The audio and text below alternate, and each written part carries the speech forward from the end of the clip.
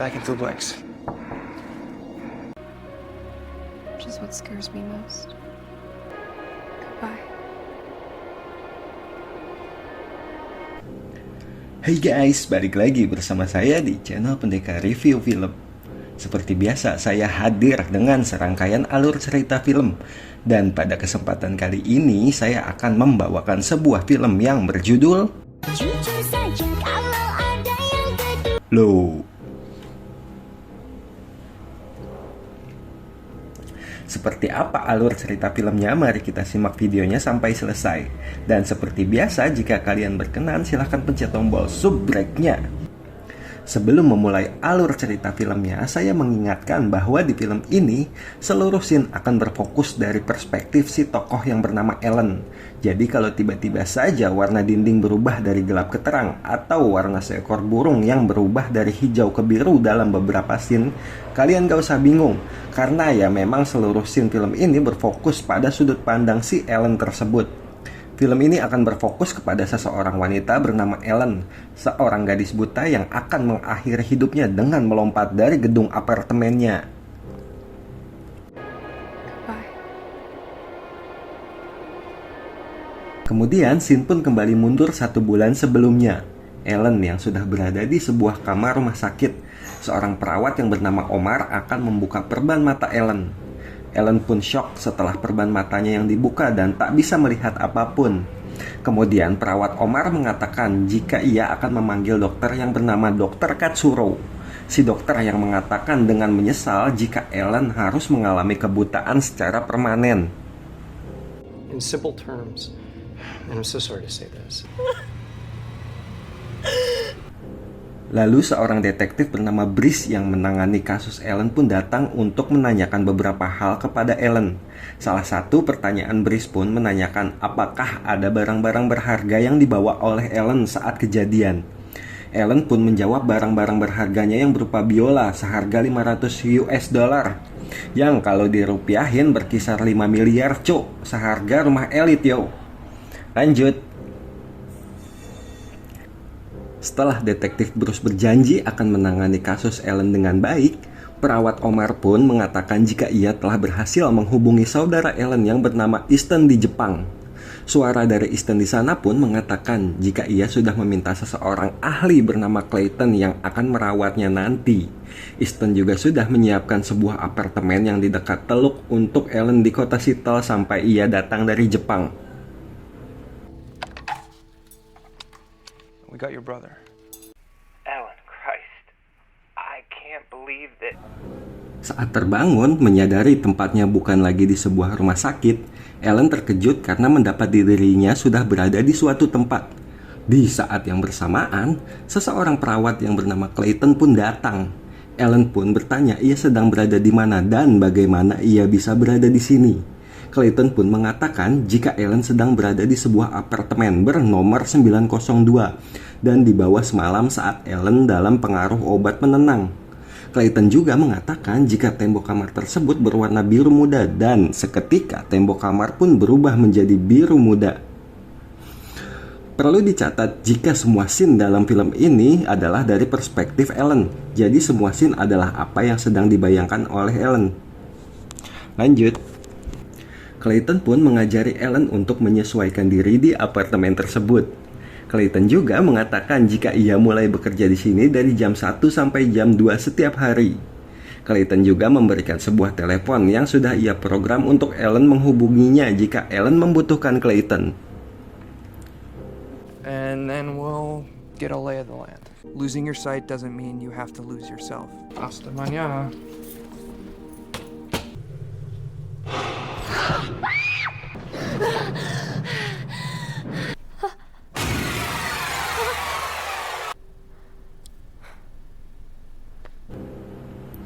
Singkat cerita, pagi pun tiba. Clayton pun memberikan sebuah burung untuk Ellen. Ellen pun bertanya apa warna burung tersebut. Clayton pun mengatakan jika warna burung tersebut berwarna biru. Dan seketika warna burung tersebut pun berubah sesuai dengan apa yang dibayangkan oleh Ellen. Sekali lagi, seluruh scene dalam film ini hanya berfokus pada apa yang dibayangkan oleh Ellen saja. How come I can hear all this? But here? Kemudian Ellen kembali menanyakan mengapa suara angin yang di jendela di sana terasa lebih jelas sementara di jendela sebelahnya tak terdengar sama sekali. Clayton pun memberikan jawaban jika angin dari jendela tersebut datang dari teluk yang berada di arah barat sehingga lebih terdengar jelas. Kemudian Clayton pun mengatakan jika Ellen mendapatkan sebuah pesan suara dari detektif Brice. Brice mengatakan jika ia mendapatkan sebuah jejak sepatu dari kejadian penyerangan terhadap Ellen dan akan memberikan informasi lebih lanjut nanti kepada Ellen. but there are boot treads we're looking into. Hingga Clayton pun memberikan sebuah tongkat untuk Ellen sebelum ia pergi. Ellen pun juga berusaha menghibur diri dengan menyetel alur cerita film dari Pendekar Review di saluran channel YouTube. Namun sayangnya saluran channel Pendekar Review tak masuk sampai ke Amerika. Hingga akhirnya Ellen lebih memilih mendengarkan musiknya dan belajar menggunakan tongkat yang diberikan oleh Clayton. Singkat cerita, malam pun tiba. Ellen yang tak bisa tertidur kemudian mendengar sebuah suara dari lubang ventilasi, di mana Ellen yang mendengar suara kedua orang laki-laki dan perempuan yang sedang seperti cekcok dari kamar sebelahnya.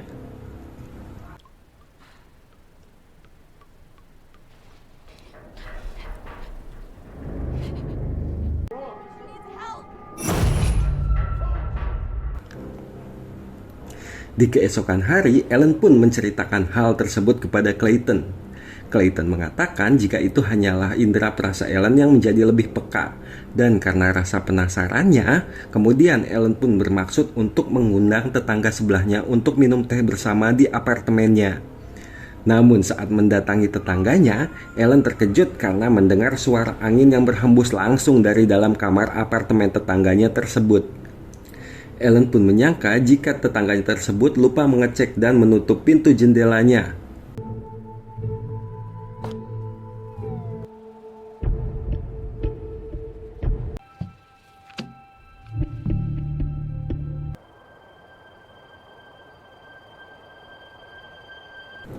Singkat cerita, di keesokan hari, Clayton pun membuka email dengan Ellen. Ellen juga bertanya tentang keluarga Clayton. Clayton mengatakan jika ia bekerja sebagai perawat untuk adik dan ibunya yang tengah sakit. Clayton juga menceritakan jika ibunya adalah pekerja perajin pembuat sangkar burung yang sementara ayahnya adalah seseorang yang senang menghabiskan uang warisan untuk pesta mabora. Lalu Ellen pun menanyakan bagaimana pemandangan di luar gedung apartemen. Clayton pun menjelaskan tentang keadaan di luar gedung dengan apa yang dilihat dan dibayangkan oleh Ellen. She'd pass the days by making bird cage. What are we looking at?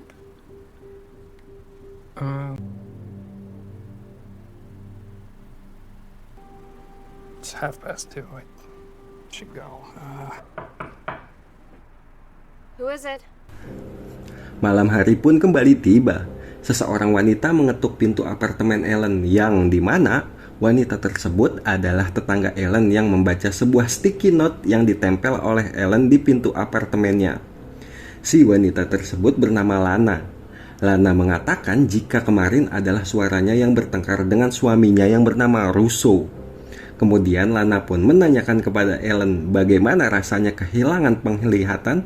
Did it hurt? I should probably. How'd you know I ever had my sight? Ellen pun terkejut karena bagaimana Lana mengetahui jika sebelumnya Ellen memang bisa melihat. Tampak Lana pun sedikit gugup karena salah melempar pertanyaan. Saat Lana akan pergi, Ellen pun mencegahnya. Ellen pun menanyakan umur Lana. Lana mengatakan jika umurnya adalah 48 tahun. Ellen pun yakin jika saat itu Lana sedang berbohong. Hal itu dikarenakan karena Ellen yang memang mampu membaca anatomi Lana yang tubuhnya sedang bergetar, tanda ia sedang gugup. Dan saat Ellen memegang wajah Lana, Ellen pun terkejut saat mengetahui ada luka di wajah Lana. I should probably. How'd you know I ever had my sight? Dad. You're shaking. Don't trust anyone. Jadi sekali lagi seluruh tokoh yang ada di dalam film ini adalah bentuk visual dari apa yang Ellen bayangkan. Jadi saat Lana pertama masuk ke dalam apartemen Ellen yang tak ada luka, karena Ellen belum membayangkan Lana yang memiliki luka di wajahnya ya guys. Lanjut. Lana yang gugup pun berusaha pergi dari Ellen, dan di saat yang bersamaan sosok suami Lana yang bernama Russo pun datang. Kemudian Ellen pun segera menelpon dan menceritakan kejadian tersebut kepada Clayton. Namun Clayton mengatakan jika ia juga bertemu dengan Russo tadi pagi dan dengan sikap yang baik. Karena merasa tak sepemikiran, Ellen pun segera mematikan telepon tersebut dan segera menelepon detektif Brice. Di keesokan hari, seseorang opsir yang mendapatkan perintah dari Brice mendatangi kamar sebelah Ellen. Namun tak ada sesuatu hal pun yang mencurigakan di tetangganya. Hingga Brice menelpon dan menjelaskannya kepada Ellen. Namun di sini Ellen masih yakin kalau ada yang tak beres di sini. Ellen pun menanyakan kepada Brice berapa usia dari Lana. Brice pun mengatakan jika usia Lana adalah 48 tahun. Jawaban yang sama diberikan oleh Lana kepada Ellen. Tanda-tanda nih. Same siren? Alarm?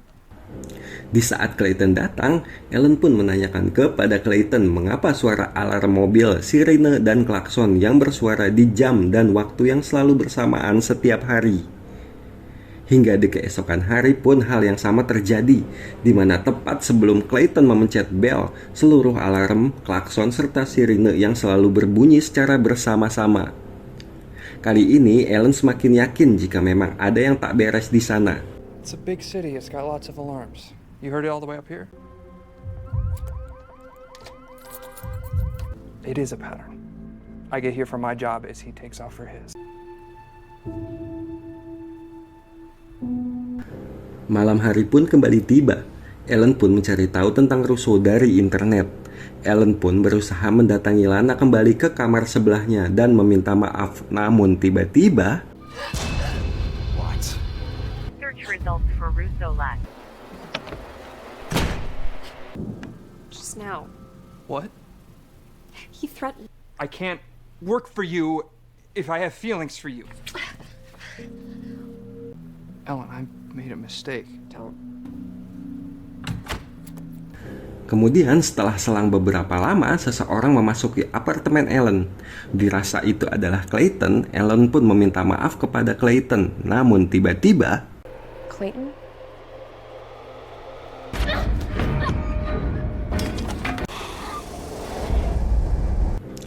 entah siapakah sosok tersebut yang datang. Namun saat Ellen tersadar, seseorang paramedis sudah berada di depannya. Setelah paramedis tersebut pergi, tak lama Clayton pun datang. Clayton juga mengatakan jika ia telah menghubungi detektif Brice untuk menyelidikinya. Setelah Brice datang, Ellen pun menceritakan kembali kepada Brice. Brice pun mengatakan jika bisa saja pelakunya adalah perawat dari Ellen. Tapi Ellen yakin jika sosok tersebut adalah sosok yang telah menyerangnya dan membuat ia buta sampai saat ini. Brice juga mencurigai seseorang teman baik Ellen yang bernama Sasha, karena Brice menduga adanya bukti jejak sepatu wanita saat penyerangan Ellen pertama yang mengakibatkan ia buta secara permanen. Ellen pun meminta Brice untuk memeriksa seluruh CCTV yang ada di apartemen. Namun Brice mengatakan tak ada seseorang pun yang masuk ke dalam apartemen Ellen selain Clayton. Brice juga kekeh jika intinya adalah tak ada orang selain Ellen, termasuk Brice juga mengatakan jika tetangganya pun tak mendengar apapun. Ellen juga menceritakan keganjilan semua suara alarm, klakson, dan bunyi sirine yang bersamaan di jam yang sama setiap hari kepada Brice. Clayton locked it behind him. When you review the security footage. I have. By all accounts. You've been alone. Look, there's either a glitch with the camera or... Check the cameras again. Ellen pun merasa sangat bersedih karena tak ada yang bisa mempercayainya saat ini. Kemudian di keesokan hari, Ellen pun berniat untuk mengakhiri hidupnya. Ellen pun menuliskan pesan terakhirnya di laptop kepada Easton saudaranya, Sasha temannya, Anna tetangganya, dan juga Clayton. Saat Ellen yang akan melompat dari apartemennya, dan inilah scene awal yang kita lihat sebelumnya. Jadi di sini Ellen sudah genap 1 bulan pasca penyerangan yang membuat ia buta. Dan saat Ellen yang akan melompat dari apartemennya, tiba-tiba The truth I look for.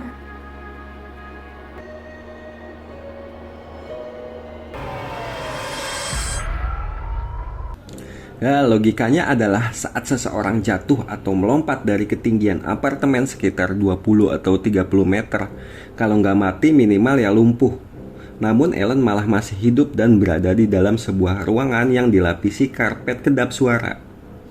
Ellen yang buta tak mengenali ruangan tersebut pun mendengar kembali suara alarm mobil yang berasal dari sebuah pengeras suara. Ellen pun berusaha menyusuri ruangan tersebut dan berhasil kembali ke ruangan yang dibayangannya atau dalam imajinasinya adalah apartemen tetangganya. Dan keganjilan pun dirasakan oleh Ellen saat ia menemukan tombol lift yang ternyata pintu lift tersebut adalah sebuah pintu biasa dengan kunci yang didesain mirip seperti pintu lift. Jelas Ellen semakin takut dan semakin yakin kalau tempat tersebut bukanlah apartemen seperti apa yang ada di dalam pikirannya saat ini.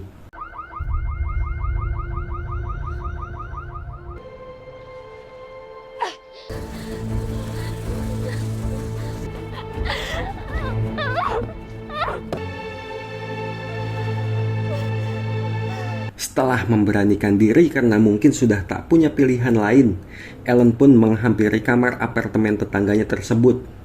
Di waktu yang bersamaan, sosok Lana yang dikira Ellen adalah Clayton pun datang dari sebuah pintu yang didesain seperti pintu lift. Kemudian setelah yakin jika sosok tersebut memang Lana, ya sudah tentu dari suaranya dari seseorang wanita. Ellen pun memancing Lana untuk ke ruangan apartemennya dengan mengatakan jika korek Lana tertinggal di sana.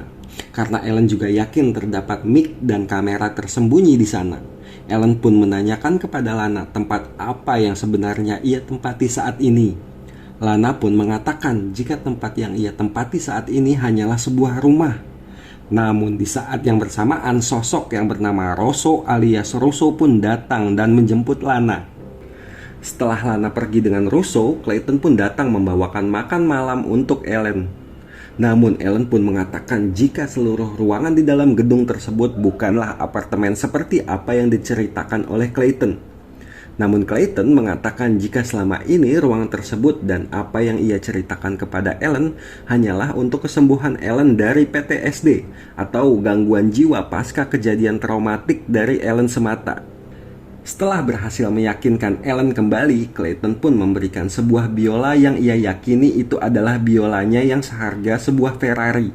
Dan Clayton pun mengatakan, Had it tuned and everything. Back in 2 blinks.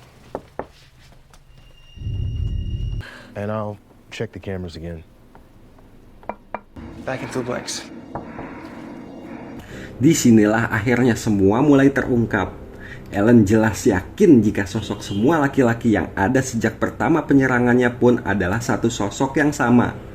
Dan sudah pasti jelas Ellen yakini jika sosok tersebut yang telah membuatnya buta saat ini adalah Clayton, di mana semua sosok tersebut tanpa sengaja memberikan sebuah isyarat yang sama dengan mengetuk benda 2 kali dan mengatakan, Back in 2 blinks.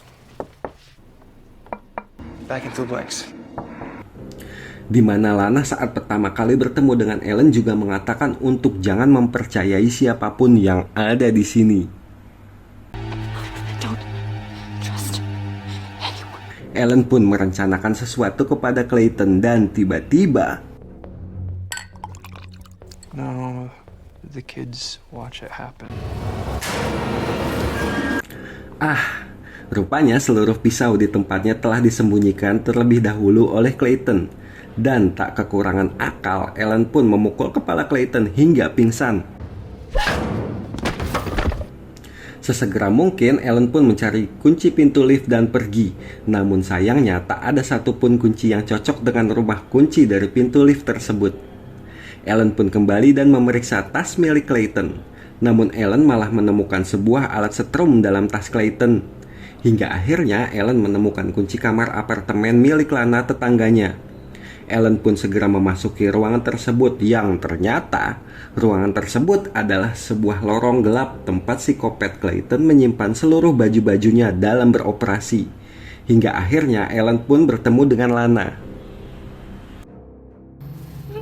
Wait. This is home. You can't save me like you saved him. What did I save him from?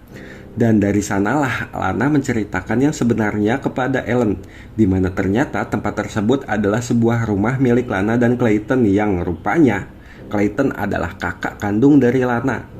Lana juga mengatakan jika satu-satunya jalan keluar adalah melalui ventilasi udara.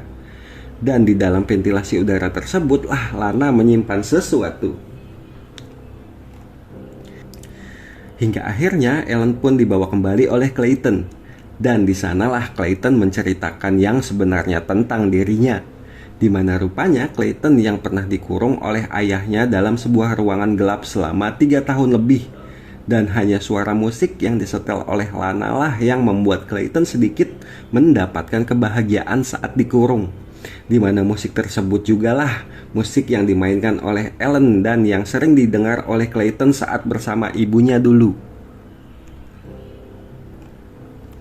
Semua ruangan tersebut memang sengaja didesain oleh Clayton dari dulu untuk Ellen, yang hal tersebut dilakukan oleh Clayton karena fanatisnya terhadap Ellen.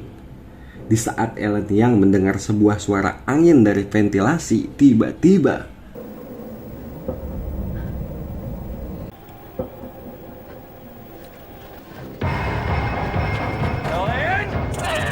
setelah berhasil membuat pingsan Clayton, Ellen pun berusaha melepaskan diri dan mengambil sesuatu cairan yang dikatakan oleh Lana, di mana cairan tersebut Ellen yakini sama persis dengan apa yang digunakan Clayton untuk membuatnya buta. Di saat Ellen yang berusaha mencari jalan keluar, Clayton pun kembali menangkapnya. Dan saat Ellen yang sudah tak mampu berbuat, tiba-tiba Cage, little bird.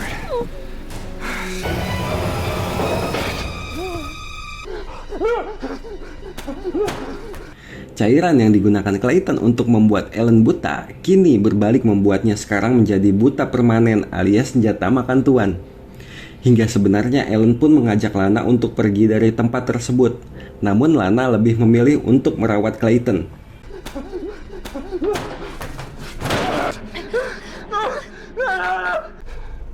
Give her back to me. Give her back.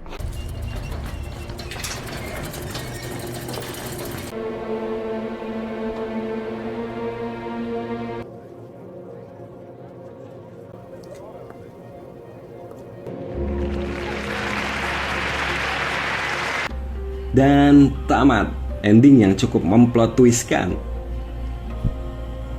Oke lah sobat rebahaners, sekian alur cerita dari film Sightless kali ini. Bagaimana? Cukup menghibur bukan?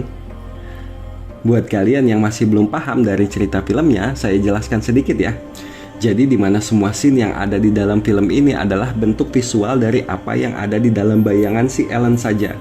Jadi kalau kalian sedikit bingung saat tiba-tiba warna dinding atau warna burung yang berubah, atau sosok-sosok yang ada di dalam film ini tiba-tiba berubah, itu semua bentuk dari apa yang ada di dalam bayangan atau pikiran Ellen saja. Jadi seolah-olah kita melihat apa yang ada di dalam pikiran Ellen. Buat kalian yang belum nonton filmnya sampai full, tonton deh filmnya. Asli bagus sih.